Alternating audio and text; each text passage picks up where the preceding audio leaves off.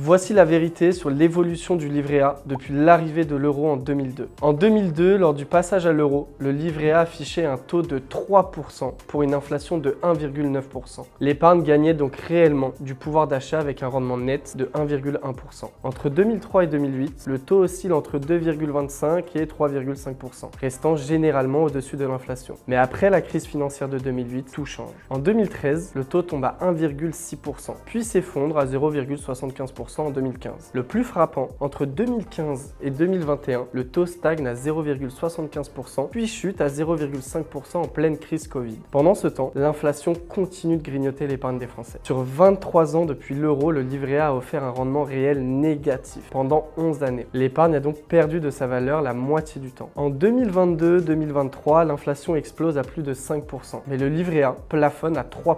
Le résultat, un rendement réel de moins 2%. Concrètement, 1000 € sur un livret A perdait 20 € de pouvoir d'achat chaque année. En 2025, le taux est à 2,4% pour une inflation de 1,8%. Le rendement redevient enfin positif à plus de 0,6% après plusieurs années de perte. Très important, la formule de calcul a été modifiée en 2018. Le taux est désormais basé sur la moyenne entre l'inflation et les taux interbancaires avec un plancher à 0,5%.